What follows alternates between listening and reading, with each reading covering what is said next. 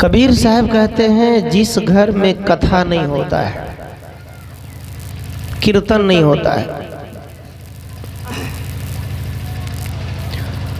कभी कभी संतों की आरती नहीं होती है और संत आते भी नहीं है, मेहमान भी नहीं आते हैं,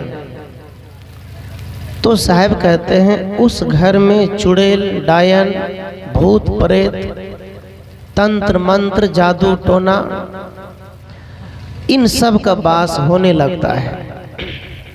जहाँ कीर्तन कथा सदगुरु संत नहीं आते, मेजबान नहीं आते, वहाँ ये सब होता है। शमशान घाट के समान लगता है। सवेरे सो जाते हैं, आपस में किसी से बनते नहीं, बात नहीं होती है।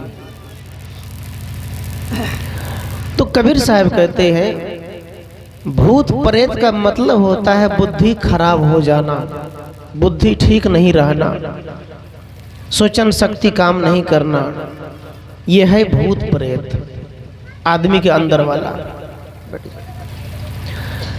तो कबीर साहब यही कहना चाहते हैं कि आज अपने नानी के बरखी के रूप में सत्संग कर रहे हैं। सज्जनों, ऐसे कहा जाए तो साल में कुछ न कुछ लोग पैसे तो कमाते ही हैं, लेकिन साल से 5% धन का उपयोग धर्म क्षेत्र में जरूर करना चाहिए, कमाई करनी चाहिए, अपनी कमाई। एक आदमी 4 दोस्त बनाया, 4 दोस्त। 4 दोस्त में वो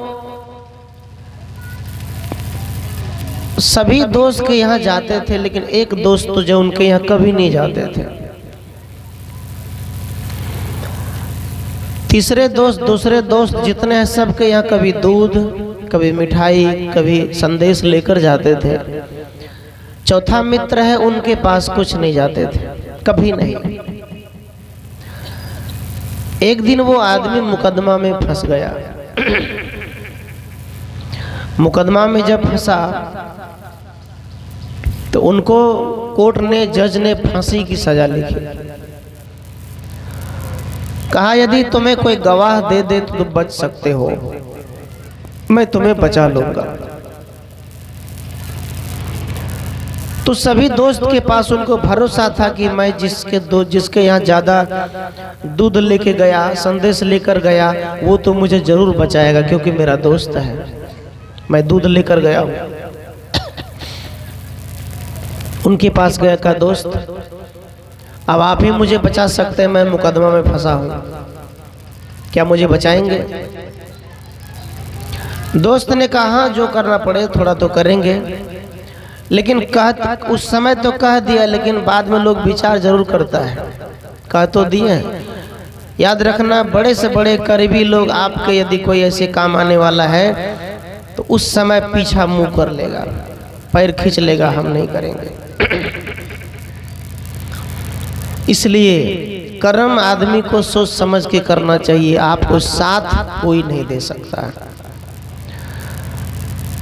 तो उस समय तो कहा दोस्त आपके लिए जान हाजिर है, क्या करना पड़ेगा कहो। कहा बस आपको ये कहना है, ये मेरा दोस्त नहीं, ये समाज का अच्छे लोग हैं, निर्दोष है, तो हम बच जाएंगे।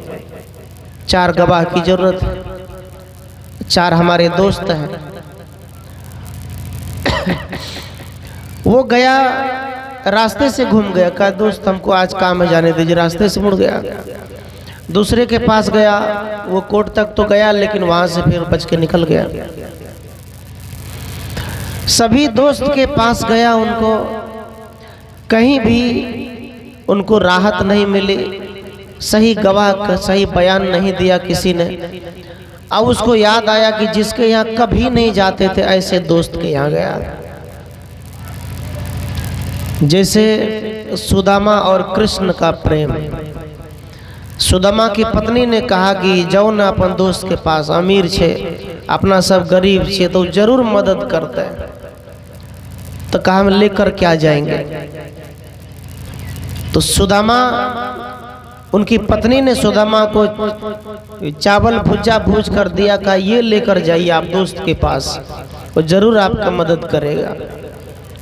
ले गया तो कहा जाता है कि सुदामा तो लाज लग रहा था कि देगा कि हमको मिलेगा कि नहीं, दोस्त वो तो अमीर हो गया होगा, घमंड हो गया होगा, अब कहाँ ये फटे पुराने कपड़े पहनने वाले दोस्त को पहचानेगा। लेकिन इतनी बात सुनी कि सुदामा नाम का कोई व्यक्ति आपके दरबार पे इंतजार कर रहे हैं, तो कहा जाता है कृष्ण ने देरी नहीं किया, दौड़ते गया, दोस्त को गले लगा लिया, और जो कांख में छुपा रखे थे भुजा वो मांग करके वो खाने लग गया कि मेरी भाभी ने दी है, उन्हें खाया बढ़िया से। सज्जनों, सुदामा और कृष्ण की दोस्ती ये कहता है कि यदि आप गरीब परिस्थिति में कोई अमीर है तो घमंड मत करना, बड़े बड़ाई ना कर, बड़े न बोली बोल, रही मन हीरा कब कहे मेरा लाख टका का मोल। और सदगुरु कबीर दूसरी पंक्ति में कहते हैं मानुष तेरा गुण बड़ा, मानस ना आवे काज। कबीर साहब कहते हैं बड़े बड़ाई ना कर, बड़े न बोली बोल। बुद्धिमान आदमी बड़ाई नहीं करता है, बुद्धिमान आदमी पेच लगाकर काम करता है, बुद्धिमान आदमी तारीफ करके काम करवा लेता है, बुद्धिमान आदमी फिजूल खर्च नहीं करता है, बुद्धिमान आदमी दिमाग से, बुद्धि से काम करता है। आज के ज़माने में लाठी से काम नहीं होता है, आज के ज़माने में दिमाग से काम होता है, कलम से, कलम की पावर से बड़े से बड़े समस्या सुलझ गया, लाठी के पावर से और बिगड़ गया। इसीलिए कबीर साहब कहते बड़े बड़ाई ना कर, बड़े धन की, बड़े पद की, बड़े पैसे की बड़ाई नहीं करना चाहिए। बड़े न बोली बोल, बड़ा बोली मत बोल, मैं ये कर दूंगा, मेरा ये है। तो कबीर साहब कहते हैं बड़े बड़ाई ना करना। दूसरे में कहते हैं मानुष तेरा गुण बड़ा। साधु कितना बड़ा है, कितने बड़े जमींदार है, कितना बड़ा महंत है, कितने बड़े वर्ष से तपस्या कर रहा है, कबीर साहब कहते हैं उसकी कोई मतलब नहीं है, उससे कोई उद्देश्य नहीं है तुम्हारा। साहब कबीर कहते हैं कि तेरे अंदर में गुण क्या है, उसकी विशेषता है। एक बार कबीर साहब और शिष्य के साथ कहीं जा रहे होंगे, तो कबीर साहब ने चेला से कहा जाओ तुम भी कहीं सो जाना, लेकिन बनना नहीं है, केवल सरल से जाओ, जगह मिल जाएगा। वो चेला गया, उसको सब भगाते थे, कौन है, हम साधु है भगिया, कौन है, हम साधु है। चेला कबीर साहब के पास आया, कहा गुरुजी हमको कोई सोने नहीं देता है। कहा क्या बोला, कहा हम साधु है। कहा यही तो नहीं बोलना चाहिए, बनोगे तो कोई नहीं मानेगा, अंदर से हो जाओगे तो सब मानेगा। नटवा जाता है कहीं नाच में नाच करता है, उसमें 14 कोस की राज चौकी पे ही बना देते हैं, बने चले 14 कोस की राज चौकी पे हो जाता है। सुबह में जब नाच खत्म होता है बीड़ी तक नहीं मिलता उसको, कोई बीड़ी तक नहीं देते हैं। सदगुरु कहते हैं 14 कोस राज की सपना नहीं देखना है, जीवन कैसे बदलेगा, आंख खोलकर सपना देखो, आप उस दिशा में फिर चलते रहोगे, आपका विकास हो जाएगा। तो कबीर साहब कहते मानुष तेरा गुण बड़ा, मानस न आवे काज। साहब कहते हैं साधु तेरी कपड़े बड़ा नहीं है, कपड़े की सुंदरता न बड़ी नहीं है, तुम्हारे शरीर की सजावट अच्छी ये बड़ा नहीं है, तुम्हारा मठ मंदिर बड़ा नहीं है, किसान से कहते तुम्हारे खेत से बड़ा नहीं, तुम्हारे घर से बड़ा नहीं, घर कितना बड़ा हो जाए। यदि आप साधु संत को नहीं बुलाते, साधु संत नहीं आते, द्वार पर सत्संग नहीं करते, भोजन नहीं करते आपके यहाँ, आप अच्छी संगत में नहीं हैं, तो कबीर साहब कहते हैं आपके पास धन तो है लेकिन आप बड़े नहीं हैं। धन हो जाए लेकिन धन के साथ साथ ज्ञान हो जाए, झुकने वाला ज्ञान, विनम्र वाला ज्ञान। कोई आ जाए, आइए सरकार ये आपका है, बिराजी आपका है, ये विनयी भाव है। आचार्य चाणक्य कहते हैं, वो कहते हैं अर्थ मूलस्य धर्मस्य, धर्मस्य मूलस्य अर्थस्य, अर्थस्य मूलस्य राज्यम, राज्य मूलम विनय मुक्ता। कबीर साहब कहते हैं विनयी होकर के राज्य की शासन करो, विनयी होकर के माँ बाप को रहना चाहिए, झुक कर रहना चाहिए। पंचवर्षानी लाड़ेन पंचवर्षानी तारेन, 10 वर्षानी ताड़ेन। चाणक्य कहते हैं झुकने का मतलब है बच्चा 16 साल 20 साल का हो जाए तो झुको आप, क्योंकि आप बराबर के हो गए हैं। झुकने का मतलब ये नहीं कि उनके चरण में झुको, आप विनम्र सरल बनकर चलो। जैसे जैसे बूढ़े होते जाते हैं वैसे वैसे जीवन में मिठास आना चाहिए। आम जैसे जैसे पकते हैं तो आम मीठा हो जाता है। जैसे जैसे आप बूढ़ी हो गई बूढ़े हो गए तो जिंदगी में मिठास आ जाए, जिंदगी में प्रेम घुल जाए, भक्ति बढ़े, साधना बढ़े। तो कबीर साहब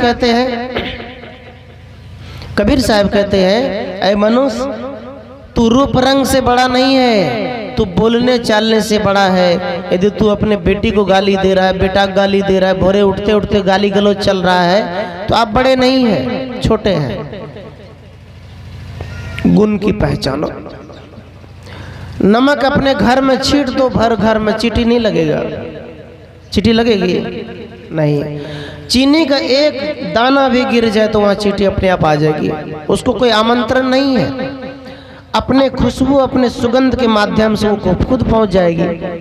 इसी प्रकार कबीर साहब कहते हैं हम सबको एक ही काम करना है, चीनी के समान काम करो, लेकिन अपने मन में चीनी के जैसा मिठास एक प्रेम भक्ति रखो, ताकि आपको सब आकर्षित हो, आपको सब चाहे, आपसे जुड़े, आपकी नाम बड़ाई करे। ये कहते हैं साहब, मानस न आवे काज, हाड़ न होते आवरण। ये ढोलक चमड़े की है ना, चप्पल चमड़े की बन जाते हैं, जूते चमड़े की बन जाते हैं, उनका सब कुछ काम में आता है।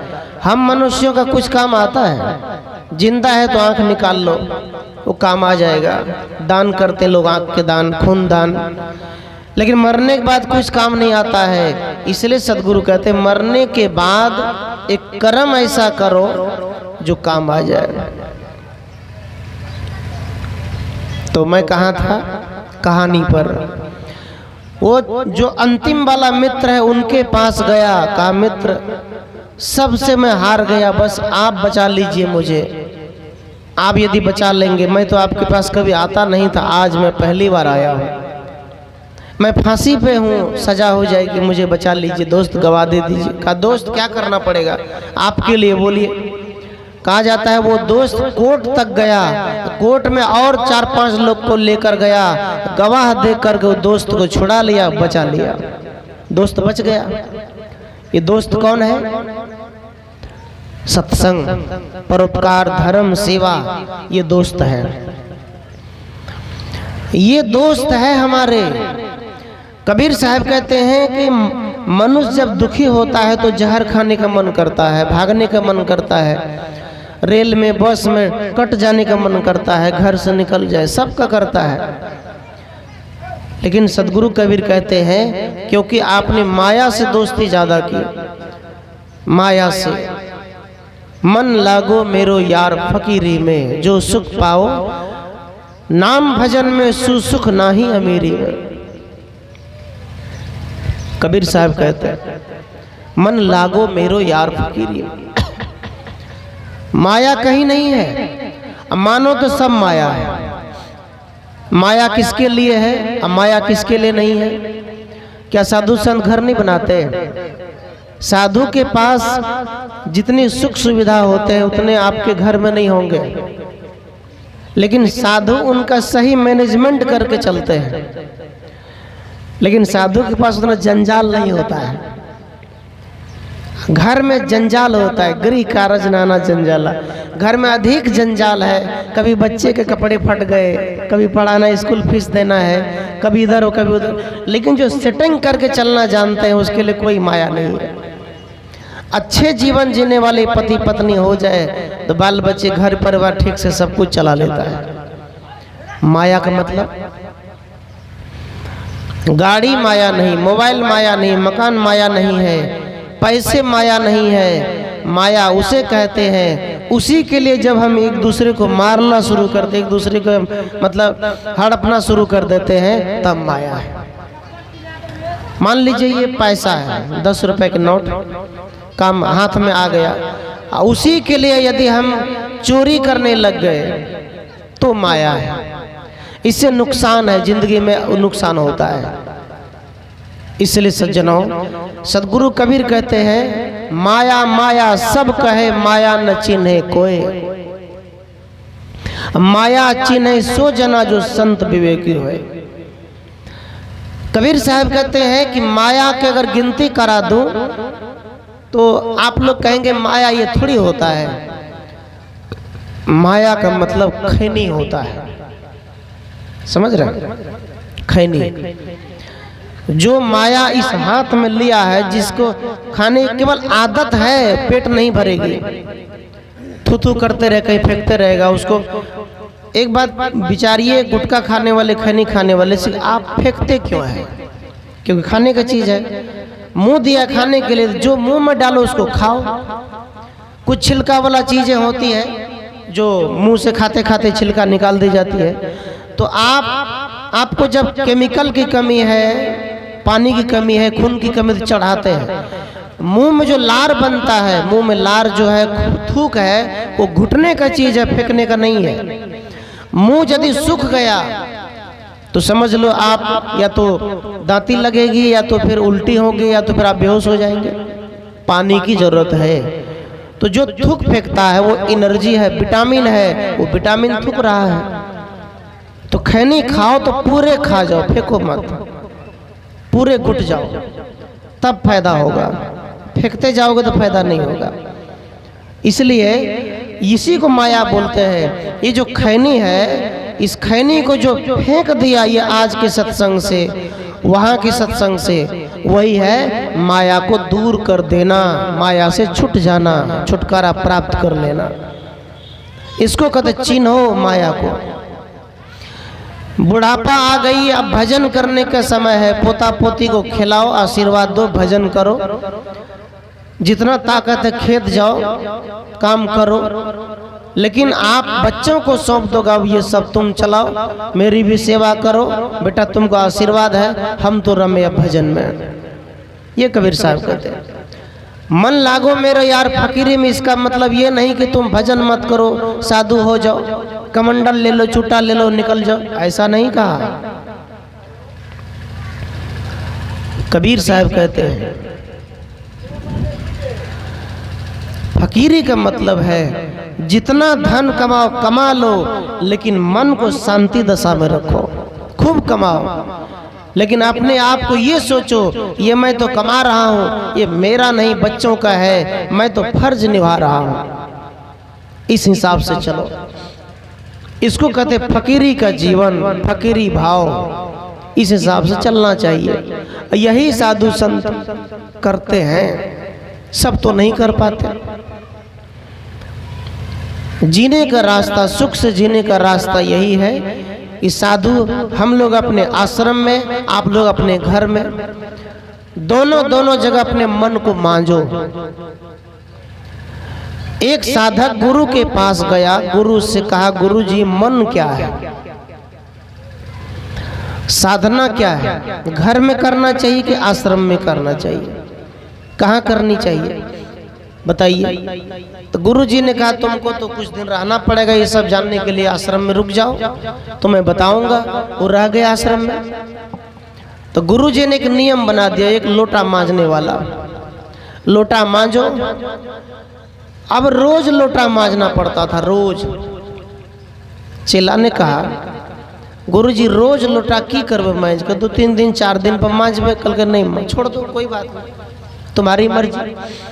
इस तरह करते करते चलवा की आदत पड़ गई। वो झाड़ू मारना भी छोड़ दिया, अपना बिस्तर भी झाड़ना छोड़ दिया। जैसे घर में सोता था वैसे आश्रम में रहने लग गया। तो लोटा में जंग लग गया, सब कुछ गंदे हो गए। लोटा में जंग लग गया तो साधु ने कहा बेटा लोटा मांझो। देखो लोटा मांझा तो उतना चमक नहीं आई, तो चेला ने कहा गुरुजी आए तो नहीं छूटे से कल फिर मांज बका, कल फिर मांजना, कल फिर भिड़ा दिया, फिर मांजा। मांजते मांजते लोटा चमक गया। लोटा में जब चमक आ गई तब ये चेला गुरु के पास गया, गुरुजी ये देखिए लोटा अब ठीक है ना? बढ़िया, हाँ अब ठीक है, लेकिन रोज मांजना पड़ेगा। तो चलवा का मन उब गया रहत रहत लोटा मांजित मांजित आश्रम में। सोचे कि जल्दी बते तो हम निकलबे हते से। तो चेला ने कहा गुरुजी आप बताओ न केना कहिया मन के बारे में बतेबा, साधना के बारे में बताओ। तो गुरुजी ने कहा बेटा तो जिस दिन आश्रम में आया मैं उसी दिन से सिखा रहा हूँ तुमको, मैं मन के बारे में उसी दिन से सिखा रहा हूँ, लेकिन तुम सीखना नहीं चाहते। कहा कैसे? आप तो कभी प्रवचन ही नहीं दिए, कभी आगे में हमको बैठा के समझाए नहीं मन के विषय में। कहा समझाया तो। कहा एक बात बताओ, लोटा जब नहीं मांजा तो क्या हुआ? कहा जंग लग गए। जब मांजने लग गया तो क्या हो गया? कहा साफ हो गया। इसी प्रकार कहा यदि भक्ति रोज रोज नहीं करोगे, सत्संग रोज नहीं करोगे तो तुम्हारे मन पर भी जंग लग जाएगा, गलत खान पान की आदत पड़ जाएगी। यदि तुम रोज रोज मांजना शुरू कर दोगे तो लोटे के समान तुम भी चमक जाओगे, तुम भी अच्छे हो जाओगे।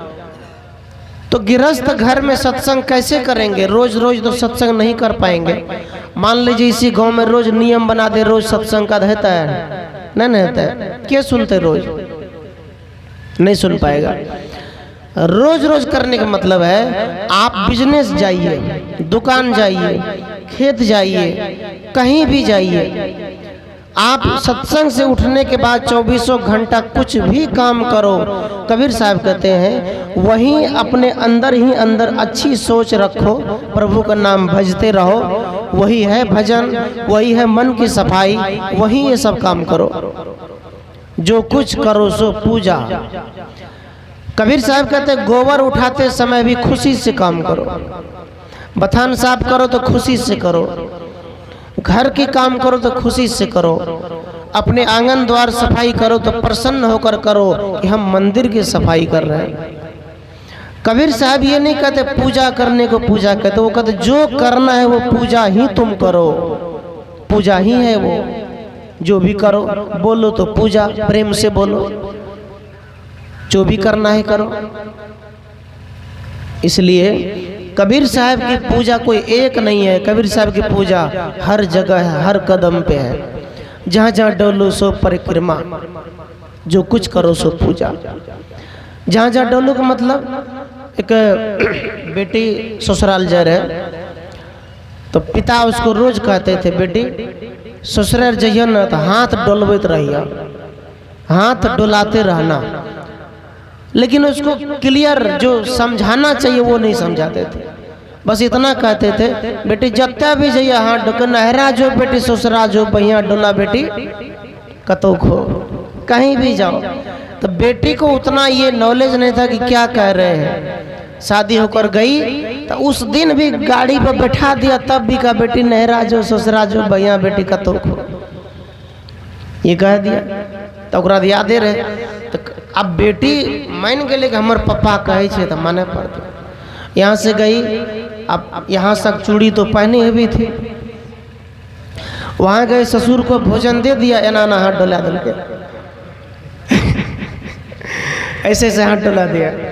तो लड़की दुल्हन पूरा चूड़ी झंझन बोले तो सब ससुर के हो भाई पागल तो नहीं छोड़। ससुर कल के पता ना लोग तो होता काल के बड़ा अच्छा पुतो छे कर, घर देखिया गलिए तो अगल बगल भी पूछ लिए तो ही केना डोले लगल, ये तुरंत ये काम रोज होने लग गया सज्जनों। उसके बाद क्या हुआ, दूसरे दिन पति उसी समय पति को तब पति के सामने वैसे कर दिया। अब ससुर से पति सौस लकल के दो, तो बुढ़िया छोलता है को ना उदयगना बोले लगले, सब ला बजा दल के चूड़ी। तो एक दिन सोचल मजाक करे छे, आ दियर लगेले तो उ सोचे भाभी मजाक करे छे ना, न न न कल के धोके से मजाक करे छे, लेकिन बुढ़िया तो सीरियसली अलल के बात कर। दूसरा दिन कल का अच्छा आज छोड़ दी, देखिए कल फिर वह ना करे लगले, 5 दिन 6 दिन कल के तब ओकर बाप के बोले लके, कल का हाँ बेटी के समझाबू, भोजन दे छे, खाना दे छे, एना एना के दिल करे छे। हमर मेजबान है तो पड़ोसिया से जान गेले एना है छे, तो कल बोले लके, कल के पप्पा तो ही तो कहे रहा इस नहरा जो बेटी ससुरा जो, अब बहिया डोला बेटी का तो बही डोलबै छी हम। कल के ई नहीं कहलियो, कल के हम ये बोले थे बेटी चाहे मेरे घर में रहो या ससुराल में रहो, वहां तुम कर्म करते रहना। जैसे मेरे घर में काम करती थी वैसे अपने ससुराल में भी काम करते रहना। मैं ये कहा था, मैं हाथ डुलाने की बात नहीं कहा था। और कबीर साहब क्या कहते हैं, जौलो कर डोले पगुचाले तौलो आस न कीजिए। साहब कबीर साहब कहते हैं, ये जो बूढ़ी माता जितने दादी लोग बैठी है, आप लोग से कह रहा हूँ कि जब तक आपके शरीर में हाथ में बल है आशा मत करो, जितना है करते चलो अपने से। आप जिस दिन गिर जाएंगे आपके बेटा पुत्र आपको तो जरूर देखेगा कि मेरी माँ गिर गई है। अब उसका कर्म है उसको उठाकर सेवा करना, नहीं करेंगे तो वो जानेंगे। लेकिन कबीर साहब ये सबको स्वावलंबी जीवन जीने के लिए कहते हैं कि तुम अपना कर्म करो। छत्तीसगढ़ में एक संत थे, उस आश्रम पे मैं गया, वो नहा रहे थे तो मैंने कहा साहब जी लाइए मैं कपड़ा आपका धो देता हूँ। बहुत बुजुर्ग थे। जब मैं उनका कपड़ा छूने के लगे धोने को, वो क्या कहते, अभी छोड़ दो ना, अभी हम करे वाला छी, जब हम गिर जाए बिस्तर पर तब हमार सेवा कर दिया। अब बिचारिए तब भी तो कपड़ा तो हम छीन लिए धोने के लिए, लेकिन याद रखना उन्होंने क्या कहा, मतलब कबीर साहब को पढ़ लिया कि जब तक जान है तब तक करते रहेंगे। इसलिए बूढ़ा है बूढ़ी है सब लोग अपने अपने घर में कुछ न कुछ कर्म करो, मेहनत करो, ये काम करो सज्जनों, तब जीवन में लाभ होगा। और यही सत्संग के जो असली सुख है कबीर साहब जो बताना चाहते हैं, ये सुख बरसेगा, ये सुख कभी हमसे दूर नहीं होगा।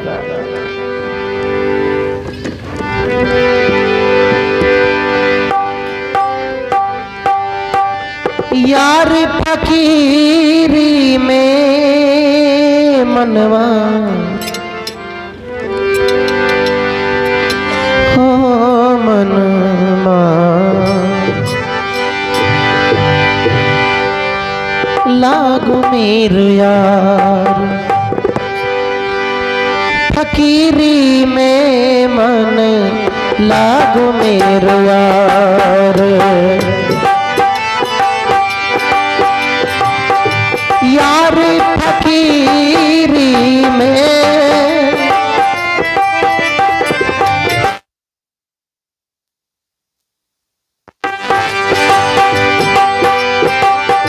यार फकीरी में मन लागू मेरो यार, फकीरी में मन लागू मेरो यार।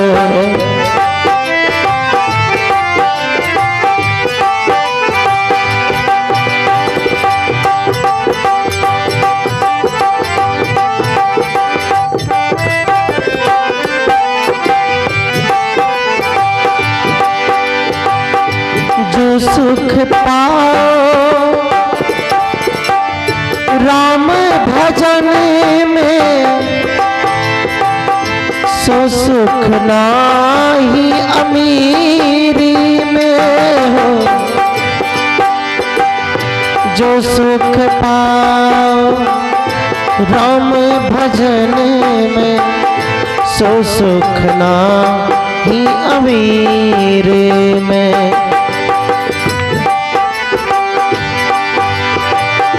भला बुरा सब का सुन लीजिए, भला बुरा सब का सुन लीजिए, कर गुजरान गरीब लगा मेरा यार फकीर, हो मन लगा मेरा यार फकीर में।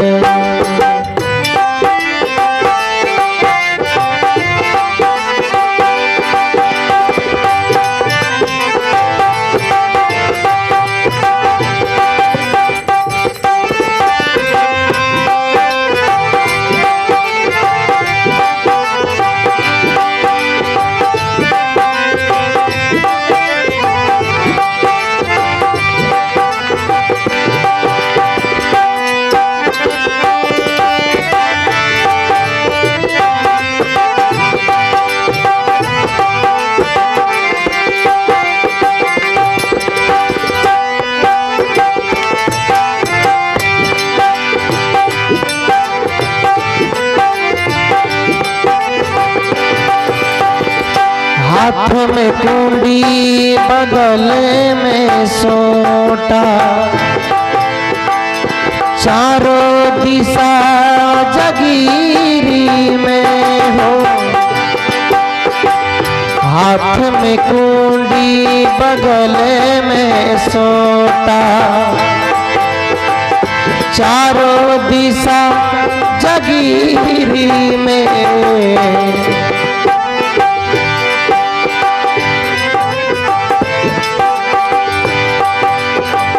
हाथ में कुंडी बगल में सोटा, चारों दिशा जगीरी में।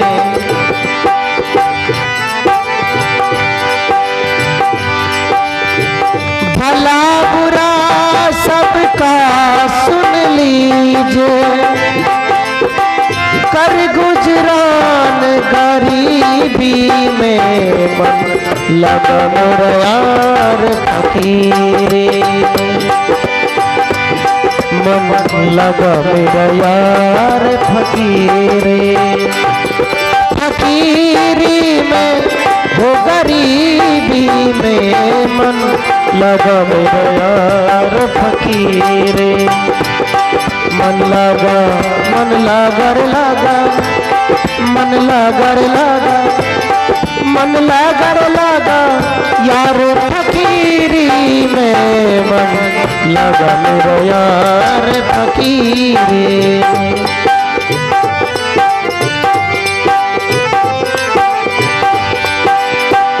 प्रेम नगरी में रहनी हमारी, भली बनी आई सबूरी में।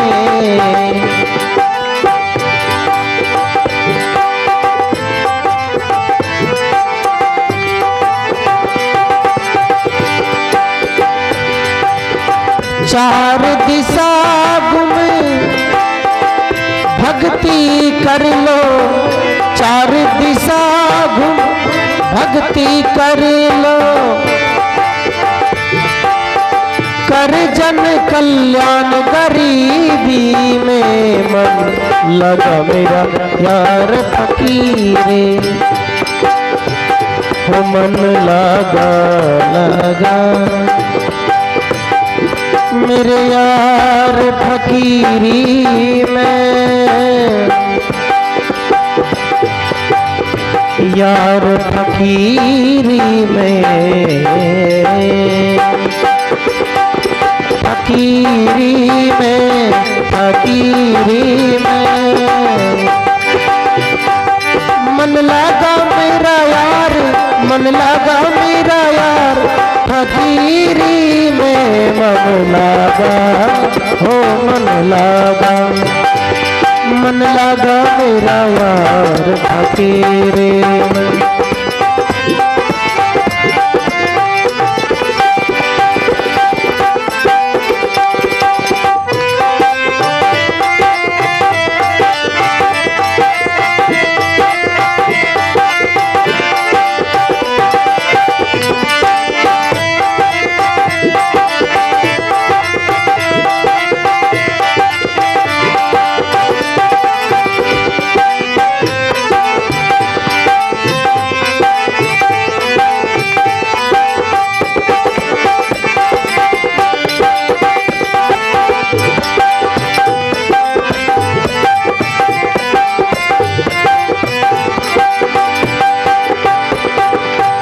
कहत कबीर सुनो भाई साधो, साहिब मिलेगा सबूरी में। कहत कबीर सुनो भाई साधो, कहत कबीर सुनो भाई साधो, कहत कबीर सुनो भाई साधो, साहिब मिलेगा सबूरी में। मन लागा ओ मन लागा, मन लागा मेरा यार फकीरे में। मन लागा मेरा यार फकीरे में। मन लागा यार फकीरी में हो, यार फकीरी में।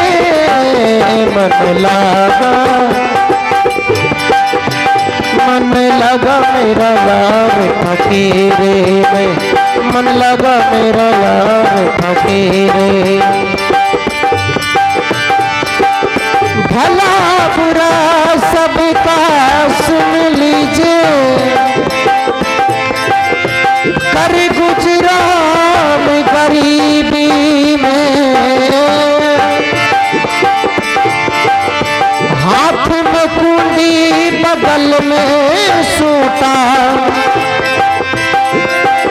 चारों दिशा जगीरी में।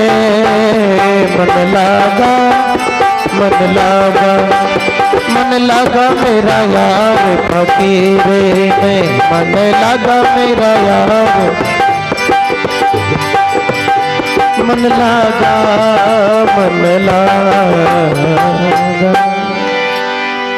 बोलो सद्गुरुदेव भगवान की जय। चारों दिशा फकीरी में। बहता पानी निर्मला, पैठा गंदा हो। कबीर साहब कहते जो बहता पानी है वो निर्मल होता है, और जो साधु संत चलते फिरते रहते वो भी निर्मल होते हैं। अब कितना चलते रहेंगे बिना सत्संगों, कहीं चले जाएंगे? नहीं ना होगा। आप देखें कई ससुराल कहीं कोई अपने मैके चले जाते हैं तो अच्छा लगता है, आ जाते तो मन शुद्ध हो जाता है। जो भी लड़ाई झगड़ा चलता है गुतनी में वो साफ हो जाता है। चलने से हुआ ना, लेकिन सब दिन तो नहीं चल सकते ना, सब दिन घर छोड़ के कहाँ जाएंगे। लेकिन कबीर साहब कहते हैं साधुओं से भी आप को जहाँ जो बुलाते जाइए, लेकिन सत्संग जब वापस आश्रम आइए तो वहाँ भी सत्संग ही करिए, वहाँ भी मन को साफ करिए। घर में आपको जहाँ भी जाने को मिले जाइए, लेकिन कहते हैं हमेशा फकीरी भाव में रहो। चारों दिशा जगीरी में, हाथ में कुंडी बगल में सोटा, चारों दिशा जगीरी में। फक्कड़ मन मस्त हुआ तब क्यों बोले, हल्की थी जब चढ़ी तराजू, बार बार वाको क्यों तोले। कबीर साहब कहते हैं इसका मतलब तराजू में धान नाप रहे हैं, जब दोनों तरफ बराबर है तो बार बार क्यों उठाते हो, अब छोड़ दो। कबीर साहब कहते हैं सच्चा गुरु सच्चा ज्ञान मिल गया है तो उसे छोड़ना क्यों चाहते हो। कितने लोग हैं तो बदलते रहते हैं गुरु, रहे मैं चल गए वो ना, ईश्वर का दर्शन करे खातिर, भगवान का दर्शन करे खातिर।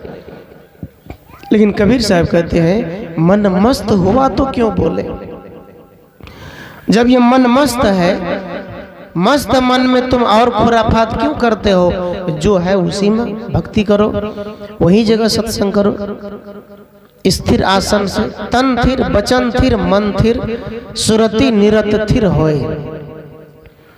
कबीर साहब कहते हैं साधना की पद जो है, कहते तन थिर, इस शरीर को अस्थिर करो, मन थिर, ये मन को अस्थिर करो, बचन थिर, इस बचन को अस्थिर करो।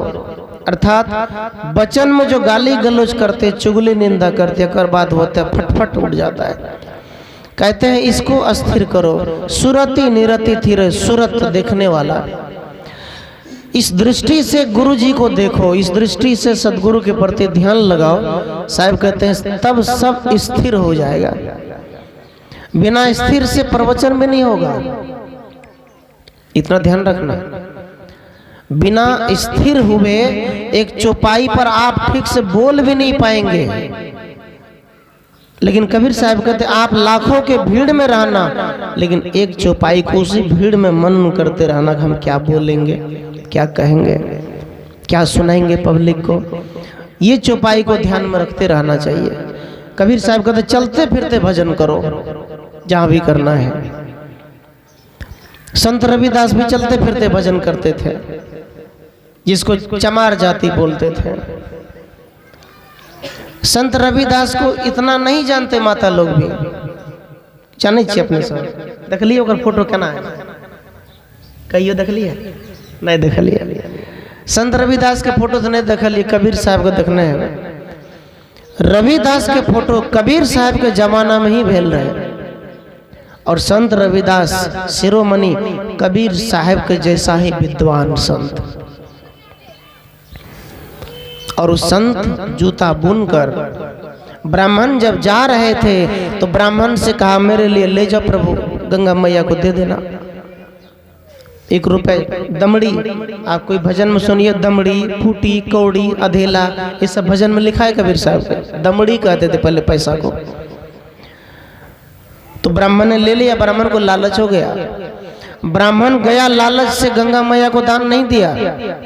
जैसे ही गंगा मैया से निकला, ब्राह्मण कहा अरे रविदास दिया है, छोटका जाति के लोग ये पैसा को रख लेते हैं। रख लिया, इस पैसा को रख लिया। गंगा मैया प्रकट हो गए। ब्राह्मण सुनो, मेरे भक्त रविदास ने जो तुमको दान भेजा वो मुझे दे दो, मेरा दान है वो, मेरे भक्त ने भेजा है, मुझे दो। सब ब्राह्मण कांपे लगे डर से। ब्राह्मण कहते हैं कि हम इतने साल से गंगा नहा रहे हैं, आज तक मुझे गंगा मैया दर्शन नहीं दिया, लेकिन छोटे जाति ब्राह्मण नहाया, गंगा मैया दर्शन कैसे दे दिया? कुछ तो ब्राह्मण जानता है, कुछ माया रचा है, कुछ मंत्र किया है, तभी तो गंगा मैया आ गई। तो उसको दे दिया। उनके लिए भी 2 सोने का जो कंगन होते वो दे दिया। 1 कंगन दिया, कहा जाओ ले जाओ, मेरे भक्त रविदास को देना। उसमें भी लालच हो गया, वो भक्त को नहीं दिया, वो दे दिया राजा को। राजा पहुंच गए, राजा की रानी कहे छे उ कंगन एकटा हमरा और दे लेब, एकटा छे और दूसरो हाथ में दे। जिद करे, पिनवे, दोनों में पिनवे। तो ब्राह्मण के कहल के लाओ कंगन, चल गए अपना वो रविदास ने। कल के कंगन चाहिए तो रविदास के पास जाइए, रविदास आपको देगा। रविदास से कहते हैं ये कंगन कहाँ से लाया, मुझे दो। रविदास कहते प्रभु हमको तो कुछ पता भी नहीं है, कंगन कहाँ से आया है, हमें क्या पता। तो ब्राह्मण ने कहा ये कंगन तुम्हारे दान के बदले में गंगा मैया ने दिया, लेकिन हम लालच बस आके हम नहीं दिए तुमको। लेकिन अब राजा से हम पकड़ा गए हैं, अब तुम इस कंगन के बदले दूसरा कंगन दो। ब्राह्मण कहते हैं यदि आज तूने, जैसे लोहरवा से कचिया कूटे से तो में पानी रखे से कचिया के डूबे से ना पानी चढ़ावे ला, तो ऐसे ही ब्राह्मण ने कहा, राजा ने कहा आज यदि तूने मुझे कंगन नहीं दिया दूसरा तो तुमको समाज से निकाल दिया जाएगा, समाज में भोज नहीं खाने दिया जाएगा और अछूत जाति माना जाएगा। संत रविदास कहा जाए करना प्रभु को ध्यान करते हुए कहा कि हम तो गंगा मैया जानते नहीं है, हम तो कोई नदी में स्नान कभी किए नहीं है, लेकिन उसने कहा हे प्रभु इस जाति को आज बचा लो। यदि आप मेरे इसी कठोर में प्रकट नहीं हुए तो आज से हम आपकी भक्ति करना छोड़ देंगे। संत रविदास आंख में आंसू गिराते हुए घंटों हो गए कि प्रभु मुझे जल्दी कंगन दीजिए, नहीं तो ये राजा हमको मार देगा। ऐसा करते करते सज्जनों कहा जाता है उसी कठोर में पानी बुलबुला देने लग गया। कंगन भी प्रकट हो गया। कहे रविदास ये तेरा कंगन है, चलो तुम्हारी भक्ति से मैं प्रसन्न होकर तुमको आशीर्वाद देता हूँ। तब कहा तुम आंखें खोलो, अपना कंगन ले लो। रविदास ने अपना कंगन लिया, राजा को दिया। तेरा तुझको सौंपता क्या लागत है मोर। कहा रविदास का राजा साहब ये आपका है। सज्जनों, कबीर साहब की प्रवचन में तो चमत्कार नहीं होता है, ये चमत्कार प्रवचन है। ये चमत्कार मतलब जनता को एक प्रकार से रिझाने के लिए। लेकिन विचारा जाए तो किसी भी कठोर में ककरो भी कहे से गंगा नहीं बहते, बहता है नहीं बहते। गंगा बहने का मतलब है कि रविदास ये कहना चाहते हैं कि हृदय पवित्र करो, मन चंगा तो कठोर में गंगा। हृदय पवित्र करोगे तो तेरे घर में ही गंगा है, तेरे कल का पानी ही गंगा है जिससे तुम खाते पीते हो, ये शुद्ध करो। कितने माता लोग झूठो फूसो कहना करल कल हमरा गंगा में सत करे भी तब हम डाली लगे हो। ये सब काम मत करो, समझ रहे करते हैं। वहां जाकर डूबेंगे, मिट्टी निकालेंगे, क्या निकालते हैं? उस मिट्टी में मछली तो कितने साल से है, वो आदमी नहीं बन पाया अभी तक। उसमें सांप मर गए, कितने जीव जंतु मर गए, कितने लोग डूब के मर गए। लोग जाते हैं मिट्टी लेते हैं थोड़ा सा वहां घर, तब कहते हैं वो गोसाई खेलते हैं ना, ठीक भाई ऐसा नहीं है माताओं, ये सब मत करो। हाँ इतना जरूर है, हम लोग के पास भी लोग बच्चों को लेकर आते हैं, गुरुजी साहिब जी दे दीजिए आशीर्वाद, रख दीजिए हाथ। हाँ, किसी के संगत के प्रभाव से बच्चे का जीवन बदल जाता है। यदि बच्चा क्रोधी है, गलत चाल है, खान पान ठीक नहीं है, तो बच्चे के सिर पर साधु हाथ रखते हैं तो उनके मस्तिष्क में ज्ञान का असर पड़ता है। और यदि आप लोग ये गोसाई खेलने का चक्कर है, यदि गंगा जाने का है, तो आप घर में ही सदगुरु संत की भक्ति करके अच्छे आचरण से यदि किसी के सिर पर हाथ देंगे अपने पोता पोती का, तो जरूर है कि वो ठीक होगा। मतलब आप अपने अच्छे वचन से बच्चों को देखभाल करो, कुछ नहीं होगा। ये तो सीधी सी बात है, संत भी कहते हैं। लेकिन ये जो हम करते हैं वहां से लाएंगे तभी सिद्ध हो पाएंगे। सिद्ध का मतलब है सभी ज्ञान में सिद्धि प्राप्त करना ही सिद्धि है, वो सिद्ध होता है, ऐसे नहीं होता है। अगर ऐसा होने लग जाए तो साधु संत आश्रम के रसीद क्यों काटेगा, फटाफट आकाश से पैसा बरसा देगा। ऐसा नहीं होता है। आप मेहनती बनो, मेहनत करो, कर्म करो और साथ साथ गुरु की भक्ति करो, तब जीवन में सुख चैन मिलेगा, ऐसे नहीं मिलेगा।